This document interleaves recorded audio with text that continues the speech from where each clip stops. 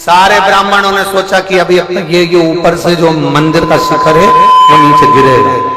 सारे ब्राह्मणों ने सोचा ऊपर से मंदिर का शिखर नीचे गिरने वाला। अब ब्राह्मण तो मंदिर छोड़कर बाहर, और जो वनवासी था, जो भील था, उसने सोचा मेरे महादेव का शिवलिंग पर ये पत्थर गिरेंगे, मेरा भगवान शंकर का शिवलिंग टूट जाएगा। करे क्या? बचाने के लिए क्या था उसके पास? जंगल में रहने वाला, न पढ़ा न लिखा, न कुछ जानता, न आराधना, न पूजन, न व्रत, न तपस्या, न योग, कुछ नहीं जानता, न वेद न पुराण। बस उसने क्या देखा? भूकंप आया, पत्थर ऊपर से मंदिर के नीचे गिरेंगे, मेरे महादेव के शिवलिंग को लग जाएगी, और तुरंत वो वन में रहने वाला वनचर उस शंकर के शिवलिंग को, जैसे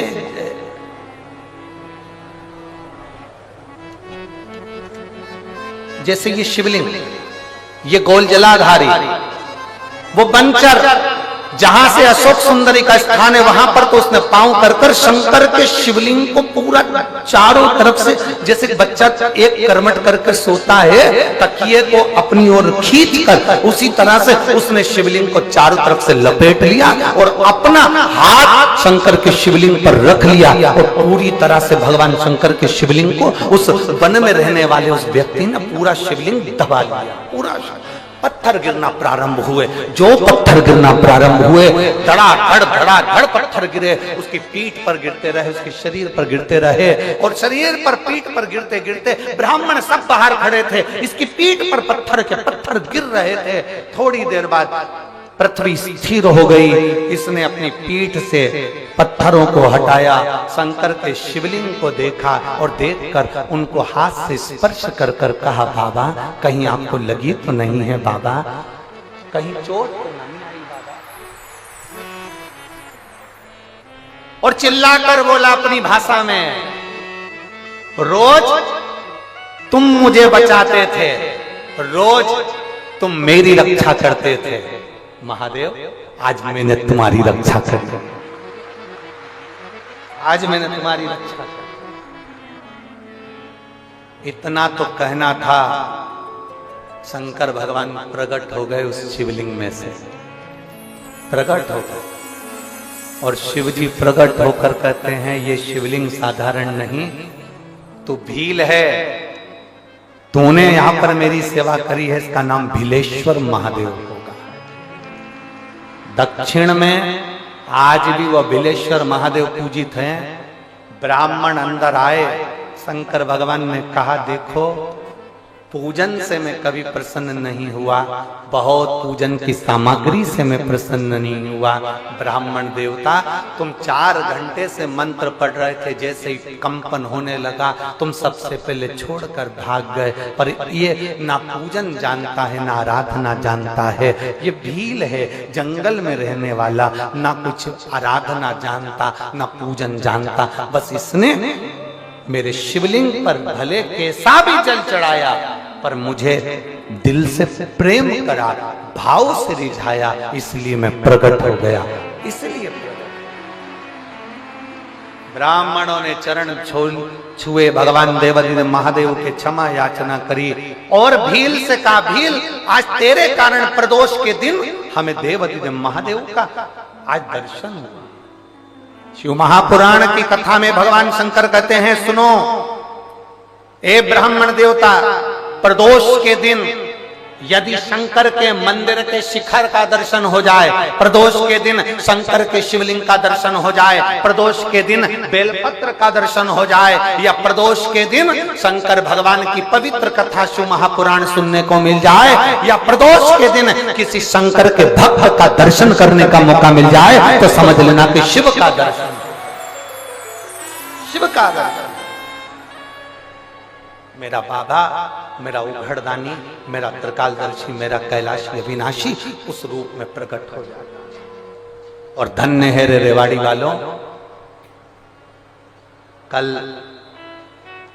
22 तारीख प्रदोष का दिन,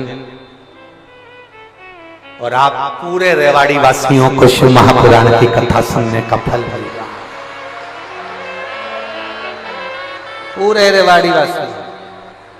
और कितने दिन की कथा है? 5 दिन की। तो कल की जो रात्रि कहलाएगी वो कौन सी रात्रि है? जम के बोलो जरा, शिवरात्रि। कथा समापन के एक दिन पहले की जो रात्रि होती है शिव पुराण में उसको शिवरात्रि कहते हैं।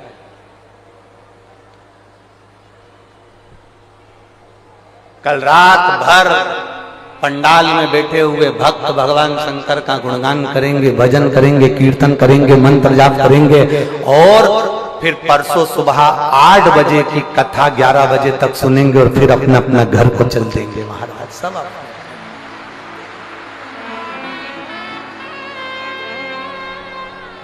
और एक बात और कहना चाहेंगे, आप लोगों को सुनकर आश्चर्य होगा, सुनकर आश्चर्य होगा। जितने लोग बाहर से कथा सुनने आए हैं ना यहाँ पर पंडाल में, आधे से ज्यादा लोग तो रेवाड़ी वाले भी चद्दर तकिया लेके आराम से रह रहे हैं। रेवाड़ी वाले भी, ये भी घर नहीं जा रहे। कितने लोग हैं जो रेवाड़ी के लोग रात्रि को यहाँ रुकते हैं? हाथ उठाओ जरा। ये देखो ढेर पड़े हुए हैं सारे। रख लो रख लो रख लो पंडाल में आराम से। कल की कथा तो वही 1 बजे से 4 बजे तक होगी। परसों की कथा सवेरे 8 बजे से 11 बजे तक होगी, पर टीवी पर 1 बजे से आई। और धन्य है शिव भक्त जो आप भगवान शंकर की पवित्र कथा का रिस्पान कर रहे हैं। और मैं साधुवाद देता हूं जिनके यहाँ आने वाले समय में, जैसे 1 अप्रैल से 7 अप्रैल तक मनासा में, जिला नीमच मनासा मध्य प्रदेश में शिव पुराण कथा रहेगी 1 बजे से 4 बजे तक। फिर 11 अप्रैल से 15 अप्रैल तक बिलासपुर छत्तीसगढ़ में 1 बजे से 4 बजे तक कथा रहेगी। फिर 19 अप्रैल से 25 अप्रैल तक हालेकोसा छत्तीसगढ़ में जिला राजनांदगांव में शिव महापुराण की कथा हालेकोसा में रहेगी। और आपको वर्णन कर दें, महादेव की होली जो सीहोर में होती है, शंकर भगवान के 5 मंदिरों का क्रम। और आप लोग भी अपने अपने शिवालय में जाकर 26 मार्च को महादेव की होली रहेगी जो सीहोर में सुबह 10 बजे चमत्कालेश्वर मंदिर से प्रारंभ होगी। बड़े भाव से जो सीहोर के आसपास के क्षेत्रवासी हैं वो महादेव की होली करने के लिए अवश्य आए। और 29 मार्च को 29 मार्च को आष्टा में सुबह 10 बजे महादेव की होली रहेगी। ये 2 दिन महादेव की होली का क्रम रहेगा। शिव तत्व को प्राप्त, भगवान देवादिदेव महादेव को प्राप्त करिए और अपने जीवन को सार्थक बनाने का प्रयास। शिव पुराण कर रहे हैं, शिव तत्व कर। और आप सबसे निवेदन है, अपने अपने घर वालों से कह देना, परिवार वालों से कह देना, नातेदार रिश्तेदारों से कह देना, 4 दिन की कथा नहीं सुनी तो क्या हुआ, पर परसों सुबह 8 बजे से 11 बजे तक कथा रहे। दुकान थोड़ा 12 बजे जाकर खोल लेना, पर शिव महापुराण की कथा जरूर सुना। और बाबा तेरे ही भरोसे, ओ बाबा तेरे ही भरोसे, हवा बिच उड़ती जावांगी, बाबा डोर हटो छठी नामे कटी जावांगी, भोले मैं तेरी पतंग, शंभो मैं तेरी पतंग, हवा बिच उड़ती जावांगी, बाबा डोर हटो छठी नामे कटी जावांगी। शिव को पाने का प्रयास करें। आडंबर से भगवान देवादिदेव महादेव नहीं मिलता, दिखावे से भगवान शंकर नहीं मिलता, दिखाकर भगवान शंकर को प्राप्त नहीं किया जा सकता। शिव कथा का जब जीवन का एक तत्व, एक लक्ष्य बना लो, एक लक्ष्य। शंकर भगवान को अपना पिता मानकर तुम दिल से जो कहोगे वो सुनेगा, दिल से जो कहो। शिव कथा कर, भगवान शंकर का संवाद कर, शिव महापुराण की कथा कर। माता पार्वती जी विवाह कर कर भगवान शंकर के साथ में कैलाश धाम पर आकर विराजमान हो गए।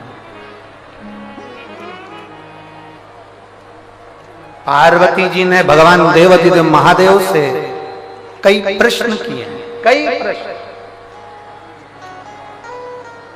कोई प्रश्न में कमती नहीं रखी माता पार्वती। आप सभी के स्मरण में होगा कि माता पार्वती जी ने भगवान देवाधिदेव महादेव से जब अपने मन की बात का एक भाव प्रकट किया, संतान प्राप्ति के लिए कुछ सुख का अनुभव कराने का भाव किया। और एक बात अपने भीतर उतारी है, जैसे एक संतान हो जाती है, मान लो एक बच्चा हो गया, एक संतान हो गई, और एक संतान होने के बाद में दूसरी संतान हो ही नहीं रही। किसी को 10 साल हो गए, किसी को 8 साल हो गए, किसी को 5 साल हो गए, किसी को 6 साल हो गए, किसी को 9 साल हो गए, किसी को 12 साल हो गए, दूसरी संतान हो ही नहीं रही।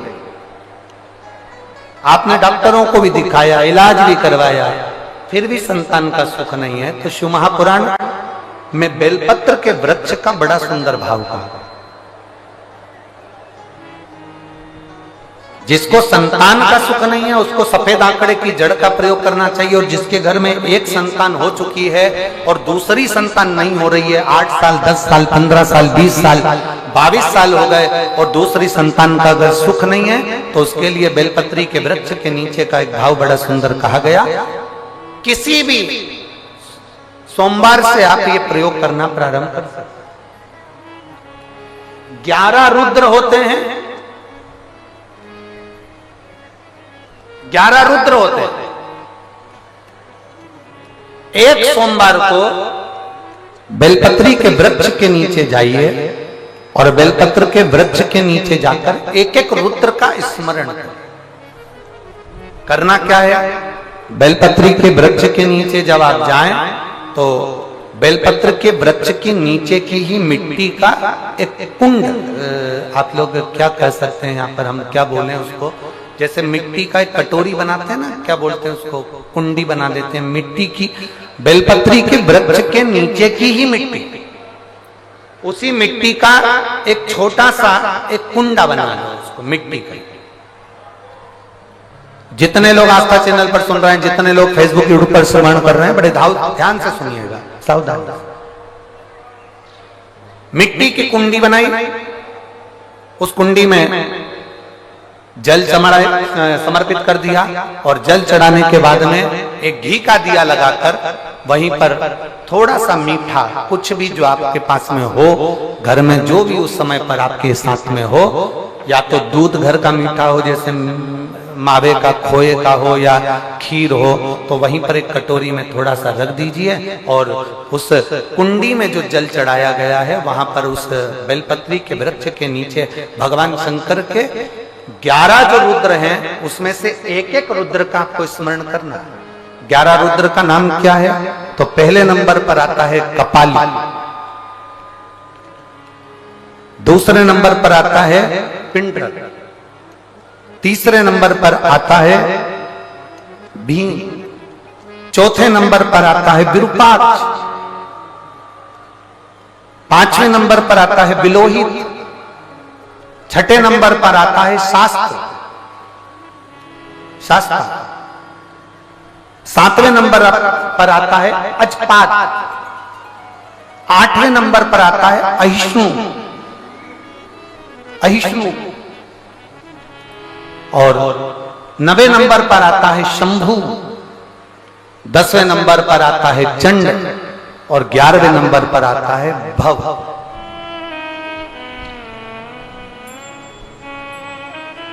अगर अभी आप लोग नहीं लिख पाए हैं तो बाद में मोबाइल पर से कथा को पीछे खींचना, फिर उसमें से धीरे धीरे इसको लिखना।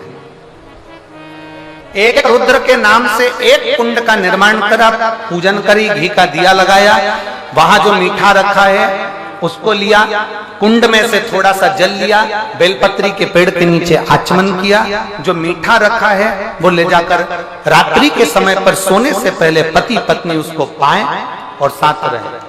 एक सोमवार को ये प्रयोग करना है, फिर दूसरे सोमवार को दूसरे जो एकादश जो 11 रुद्रों का जो वर्णन किया गया है, एक एक रुद्र का नाम लेकर एक बार कुंड का निर्माण करना है।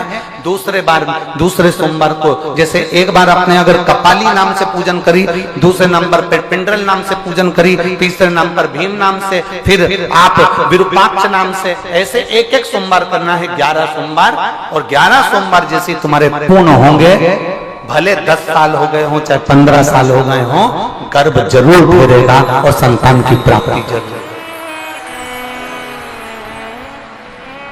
किसी किसी के यहां पर 11 रुद्र भी पूरे नहीं हो पाते हैं और गर्भ ठेर जाता है। लगभग 4-5 रुद्र पूरे होते हैं और गर्भ ठेर जाता है। तो आप जो 11 रुद्र हैं इनका स्मरण कर कर भी भगवान शंकर से प्रार्थना कर सकते, भगवान शिव से प्रार्थना कर।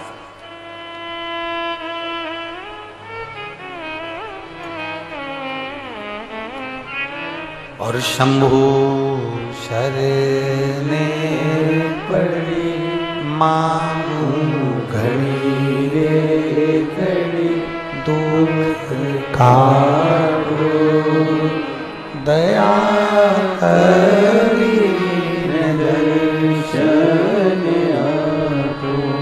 आप 11 रुद्र का स्मरण कर कर भी पूजन कर सकते। शिव कथा कर रही है, भगवान शंकर का संवाद कर रहा है, शिव महापुराण की कथा कर रहे। पार्वती जी ने भगवान शिव से कहा, तारकासुर का वध होना है, गंगा जी के जल से भगवान शंकर के तेज पुंज से 6 पुत्रों का जन्म हो,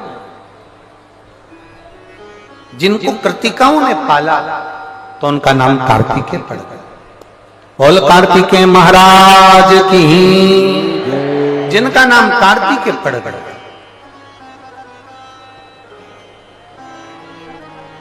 अब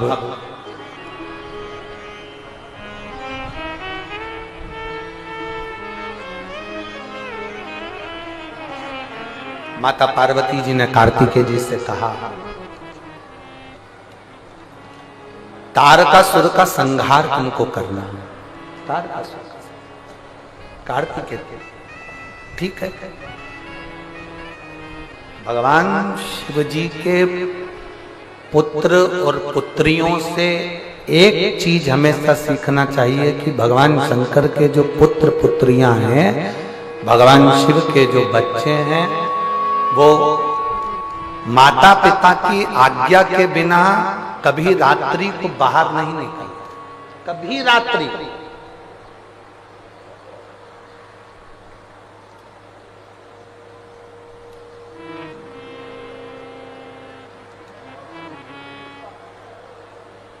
मनुष्य में और पशु पक्षी में एक सबसे बड़ा अंतर है।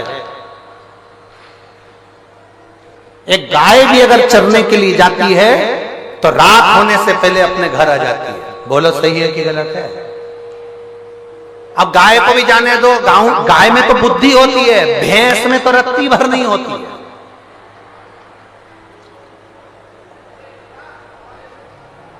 वो कहते हैं ना भैंस के आगे बीन बजाना, वो इसीलिए कहते हैं, भैंस में रत्ती भर।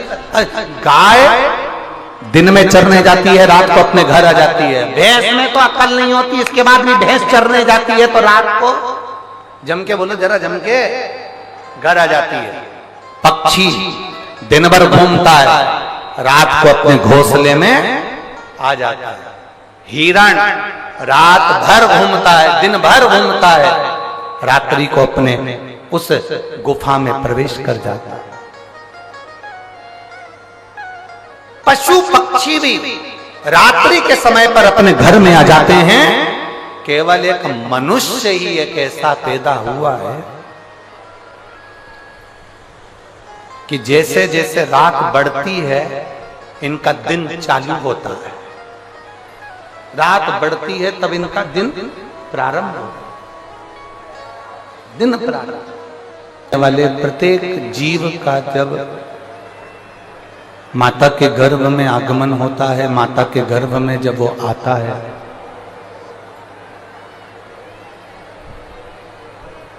तब वो अकेला नहीं होता।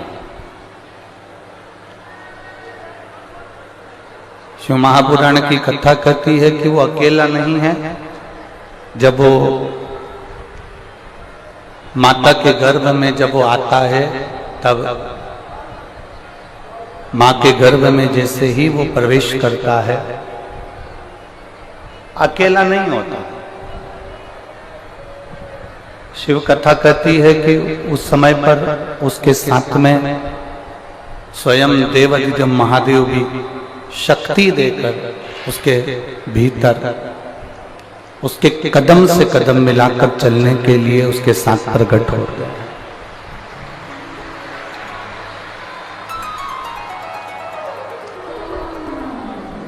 और मानव का शरीर, मनुष्य की देह, मानव का शरीर, मनुष्य की देह,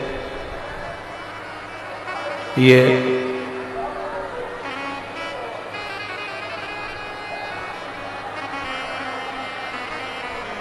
केवल भगवान देवादिदेव महादेव एक केवल मनुष्य के साथ या मानव के साथ नहीं। शिव महापुराण की कथा कहती है कि मेरे देवादिदेव महादेव सबके साथ है। अब कई लोग कह देते हैं कि हम तो बड़े दुखी हैं, भगवान ने हमारा साथ छोड़ दिया। मेरी दीदियों, रेवाड़ी की मेरी जीजियों, मेरे जीजाओं, मेरी बेटियों, बेटाओं, मेरी माताओं, मेरे भाई, एक स्मरण अपने भीतर रखिएगा। आप कहते हो कि भगवान ने हमारा साथ छोड़ दिया, आप कहते हो कि परमात्मा ने हमारा साथ छोड़ दिया। शिव महापुराण की कथा कहती है ये संसार के लोग होंगे जो तुम्हारा साथ छोड़ देते होंगे, वो देवादिदेव महादेव है। माता के गर्भ से लेकर अंतिम समय तक तुम्हारा साथ नहीं छोड़ता।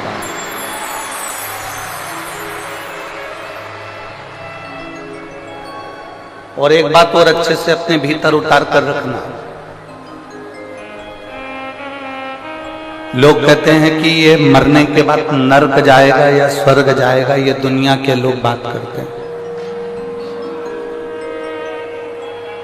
ये दुनिया के लोग कहते हैं कि ये नरक जाएगा, ये स्वर्ग जाएगा, ये नरक में जा गिरेगा, ये स्वर्ग में गिरेगा। ये दुनिया के लोग बात करते रहते हैं। ये दुनिया के लोग कहते रहते हैं कि ये नरक जाएगा, ये स्वर्ग जाएगा। आप में से अगर कोई आपके रिश्तेदार स्वर्ग में गए हों तो उनसे एक पत्र लिखवा के मंगवा लो कि स्वर्ग में ऐसी का रूम है, कि 4 बेड लगा है, कि डबल बेड लगा है, कि वहां पर 4 व्हीलर गाड़ी है, कि रथ है, कि बग्गी है। और आपके ही कोई रिश्तेदार अगर नरक में गए हों तो वहां से भी पत्र लिखकर बुलवा लो कि वहां पर ये तकलीफ भोगना पड़ रही है। शिव महापुराण की कथा में अमरनाथ जी की गुफा के अंदर माता पार्वती जी जब भगवान शंकर से प्रश्न करती हैं, और माता पार्वती जी ने भगवान देवादिदेव महादेव से प्रश्न किया कि संसार में जन्म लेने वाला व्यक्ति, संसार में जन्म लेने वाला मनुष्य स्वर्ग जाता है, नरक जाता है, स्वर्ग का सुख भोगता है, नरक का दुख भोगता है। भगवान शंकर पार्वती जी से कहते हैं, पार्वती अगर संसार में जन्म लेने वाला व्यक्ति, संसार में जन्म लेने वाला मनुष्य यदि एक लोटा जल मुझे समर्पित करता है तो ना उसे नरक का भोग भोगना पड़ता है, ना उसे स्वर्ग जाने की लालसा होती है। वो मेरे कैलाश में मेरे साथ में विराजमान रहता है। वो कैलाश में मेरे साथ में विराजमान, वो कैलाश में मेरे साथ में रह रहा है। ना उसे स्वर्ग जाने की ललकता है, ना उसे स्वर्ग जाने की लालसा है, और ना उसे नरक भोगने का दुख है।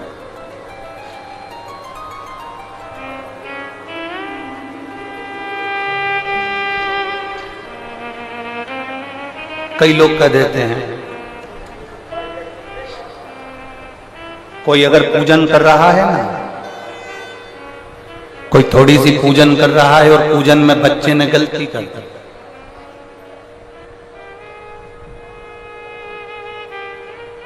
आप भी अगर शंकर जी के मंदिर में जाते हो, देवता के मंदिर में जाते हो, राम मंदिर में जाते हो, कृष्ण मंदिर में जाते हो, भवानी के मंदिर में जाते हो, दुर्गा के मंदिर में जाते हो, देवी के मंदिर में जाते हो, शंकर के मंदिर में जाते हो, आप किसी भी मंदिर में जा रहे हैं,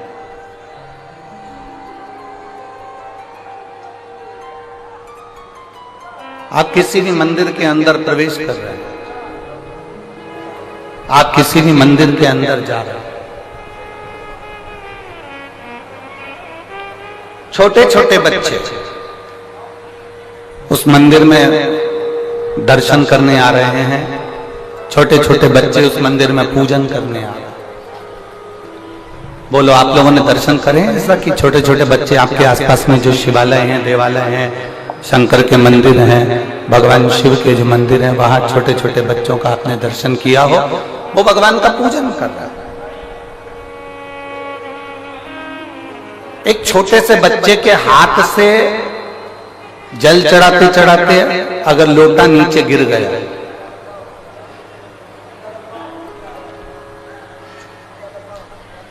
छोटे से बच्चे के हाथ से अगर जल चढ़ाते चढ़ाते एक छोटा सा बच्चा जल चढ़ा रहा, उसके हाथ से लोटा गिर गया, उसके हाथ से जल का पात्र गिर गया, उसके हाथ से एक जल का कलश नीचे गिर गया। छोटा सा बच्चा बेलपत्र चढ़ा रहा है, बेलपत्र चढ़ाते चढ़ाते उसके हाथ में जो बेलपत्र रखी है वो पूरी की पूरी दब गई, बेकार हो गई, मुड़ गई, टूट गई, और उसने भगवान शंकर को चढ़ाया। जरा सावधानी से सुनना कथा। छोटा सा बच्चा सेवा कर रहा है, कोई महिला आ गई, कोई बहू आ गई, कोई बेटी आ गई, उस बहू को सेवा करना नहीं आता, उस बहू को भगवान की पूजन करना नहीं आता, उस बहू को, उस बेटी को भगवान की आराधना करना नहीं आता, उस बहू बेटी को भगवान का पूजन करना नहीं आता। आ गई वो और पूजन में लग गई, आराधना में लग गई। अब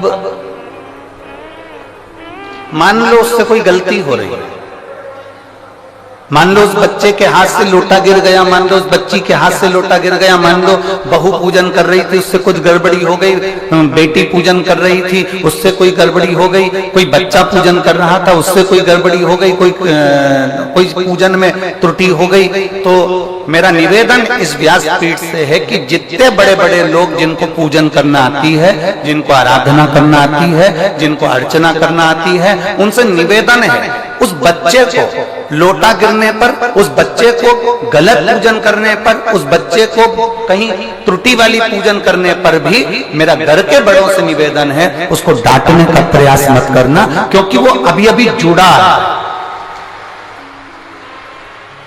वो अभी अभी जुड़ा। जब वो अभी अभी जुड़ा है तो धीरे धीरे धीरे धीरे वो सेवा की ओर, पूजन की ओर अग्रण्य होगा, वो धीरे धीरे पूजन की ओर बढ़ेगा, वो धीरे धीरे सेवा की ओर बढ़ेगा, धीरे धीरे सीखेगा।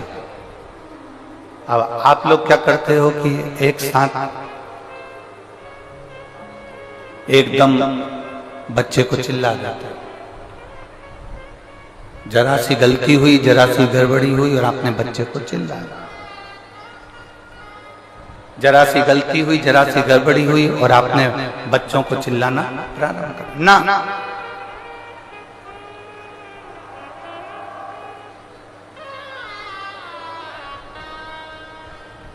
हम आपसे पूछें एक बात, उत्तर दोगे रे रेवाड़ी वाली? अरे बोलो तो जम के। गलती भगवान करता है कि इंसान करता है? जम के बोलो जरा। इंसान करता है। गलती भगवान नहीं करता, गलती इंसान करता है।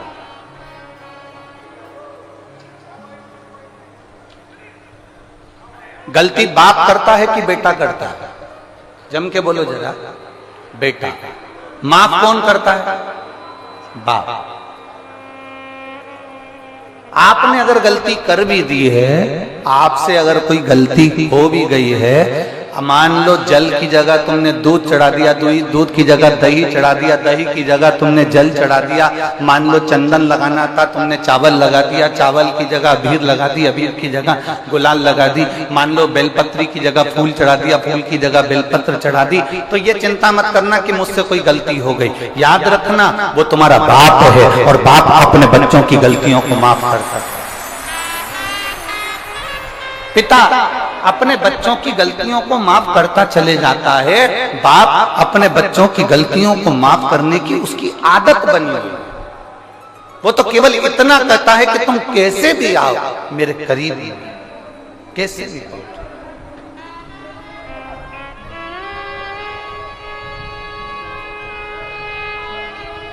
और शंभो शरणे पड़ी मांगू घड़ी रे घड़ी, दुख काटो दया करी दर्शन आपो। शंभो शरणे पड़ी मांगो घड़ी रे घड़ी, दुख काटो दया करी दर्शन आपो। आप उसकी शरण में जाइए, आप उसके चरणों में पहुंचे, आप उससे विनय करने पहुंचे, आप उससे निवेदन करने पहुंचे। और जब आप उसकी शरण में जाओगे, उसके चरणों में निवेदन करने पहुंचोगे, तब आप स्वयं वो आपको माफ